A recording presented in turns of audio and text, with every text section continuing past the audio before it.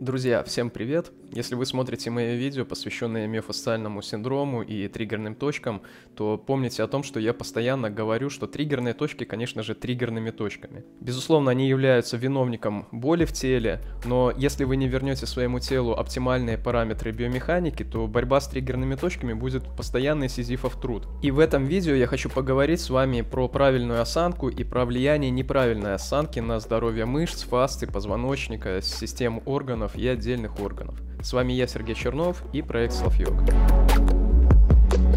Прежде чем коснуться вопроса нарушения осанки, давайте разберемся, что же из себя представляет правильная осанка. Как вы знаете, у человека есть 4 сегмента позвоночника, и в поясничном и шейном отделе присутствует физиологический лордоз, а в грудном и крестцовом физиологический кифоз. Нормальная осанка – это положение тела, при котором виртуально проведенная вертикальная линия проходит через следующие точки: наружный слуховой проход, середина плечевого сустава, большой вертел бедренной кости, наружная лодыжка голеностопного сустава. Чаще всего в наш век компьютеров и смартфонов вместо такой осанки наблюдается следующее, при которой голова и плечи уходят вперед, усиливается грудной кифоз и сглаживается поясничный и шейный лордоз. Проверить правильность осанки можно возле стены. Для этого подойдите и станьте спиной к стене. Прижмите пятки, ягодичные мышцы, лопатки и затылок. Если это положение для вас комфортно и удобно, значит вы близки к правильной осанке. Если же это положение для вас непривычно, то скорее всего у вас есть нарушение осанки. Если ваша голова смещена вперед, то мышцы шеи, фасциальные структуры, межпозвоночные диски и шейные позвонки испытывают колоссальную нагрузку. Средний вес головы взрослого человека примерно 3-5 кг. Каждый сантиметр вперед увеличивает нагрузку на шейные позвонки на 1-2 кг. Посмотрите на этот рисунок, где слева показана правильная осанка в положении сидя, когда вес головы равномерно распределяется на шейные позвонки. А справа показана неправильная осанка, когда в результате смещения головы вперед на 6 см нагрузка на шейный отдел позвоночника возрастает в 5 раз и составляет 18 кг. Если вас беспокоит боль в области головы и шеи, а также грыжи в шейном отделе позвоночника, то с вероятностью в 99% у вас переднее положение головы. Давайте разбираться, какое же нормальное положение головы. Скуловая кость должна быть расположена на одной линии с рукояткой грудины. Если расстояние менее 6 см, то это свидетельствует о потере шейного лордоза, что бывает при травмах этого отдела позвоночника. Расстояние более 6 см указывает на переднее положение головы. Вследствие этого возникает сильнейшее укорочение верхней части трапециевидной мышцы и ременной мышцы головы, а также наблюдается укорочение и перегрузка грудинно-ключично-сосцевидной мышцы. Кроме перегрузки передних мышц шеи, переднее положение головы провоцирует растяжение наружных мышц в области атлантозатылочного сочленения. При этом повышается риск компрессионной патологии в этом сегменте. В переднем положении головы надподъязычные и подподъязычные мышцы находятся в положении растяжения, передавая дополнительную нагрузку на нижнюю челюсть. Поэтому мышцы, поднимающие нижнюю челюсть, рефлекторно сокращаются и находятся в хроническом спазме, что увеличивает внутрисуставное давление в височно-нижнечелюстных суставах. В результате этого может развиваться сначала дисфункция височно-нижнечелюстного сустава, а затем и его артроз. Переднее положение головы является основной причиной длительного существования и повторного возникновения триггерных точек в области жевательных мышц, мышц шеи и всего верхнего плечевого пояса.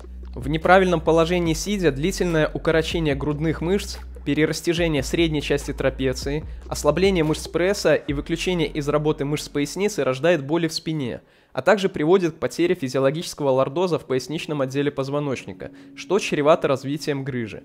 Опускаясь ниже по телу, мы видим, что из-за неправильной осанки в положении сидя происходит длительное укорочение подвздошно-поясничной мышцы, ослабление большой ягодичной, нарушение функций подвздошно-крестцового сустава, укорочение и перегрузка мышц задней поверхности бедра и икроножной мышцы.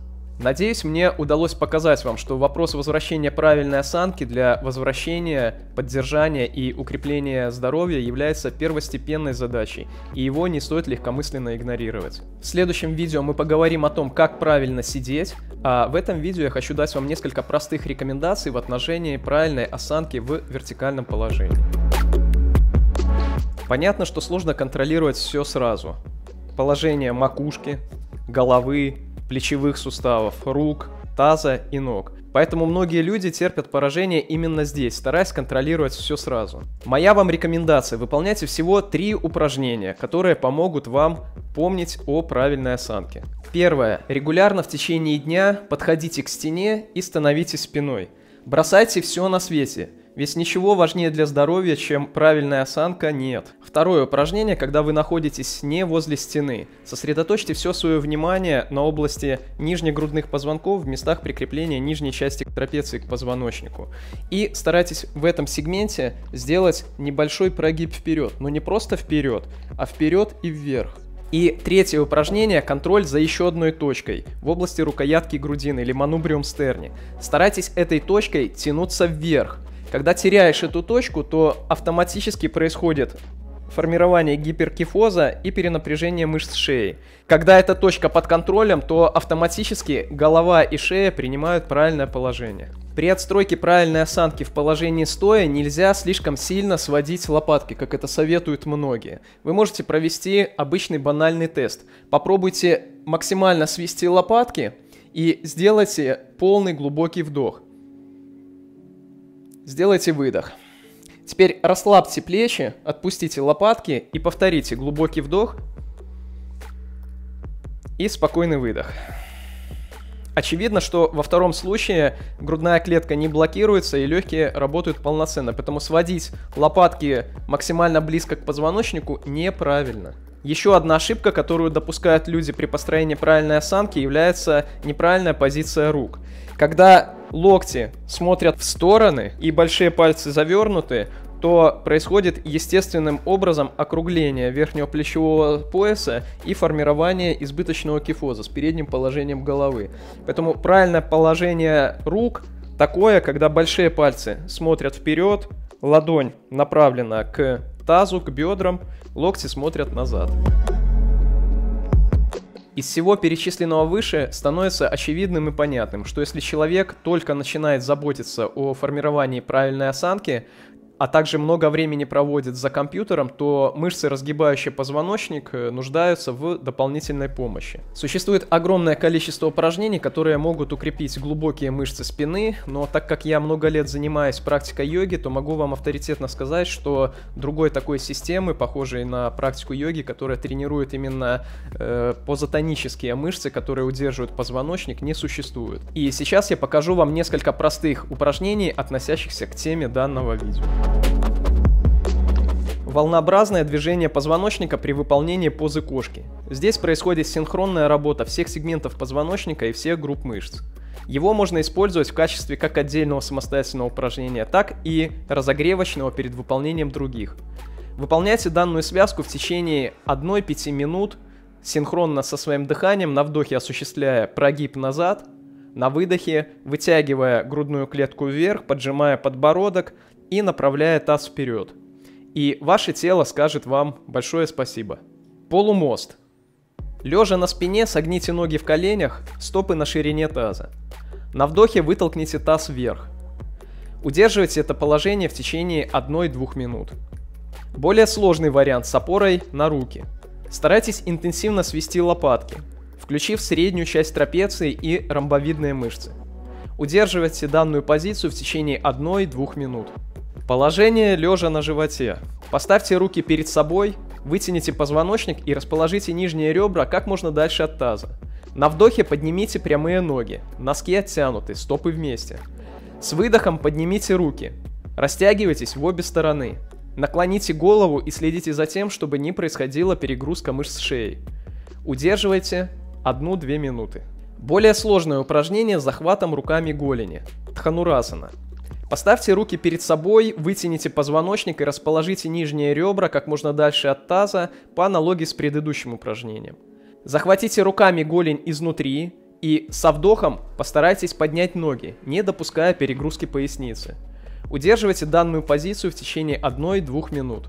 Еще одним прекрасным упражнением для вытяжения грудных мышц и укрепления мышц разгибателей является поза моста, или как ее называют в йоге, Урдхва Дханурасана. Однако эта асана требует предварительной подготовки. Если у вас есть проблемы в поясничном отделе позвоночника, то начинать с нее точно не следует. Замечательной помощью в вытяжении грудных мышц и проработке плечевого пояса может стать работа с обычной палкой или полотенцем. Возьмите черенок от лопаты и старайтесь поднимать руки вверх, по возможности уводя их назад. Если блокируются плечевые суставы и возникает боль, то возьмите более длинную палку и сделайте более широкий хват, либо доходите до того уровня, где начинает возникать выраженный дискомфорт. Можно импровизировать и добавлять боковые наклоны, скручивание на фоне вытяжения и другие упражнения. Я сторонник комплексного и целостного подхода и всегда рекомендую практиковать асаны не изолированно, а в составе сбалансированного комплекса. У меня на канале вы можете найти комплексы по йоге для начинающих и для подготовленных людей, в которых включены все вышеперечисленные упражнения. Спасибо, что посмотрели это видео и даете мне обратную связь в виде лайков и комментариев. Делитесь видео с друзьями, смотрите мои другие видео. Я желаю вам прекрасного самочувствия и правильной осанки.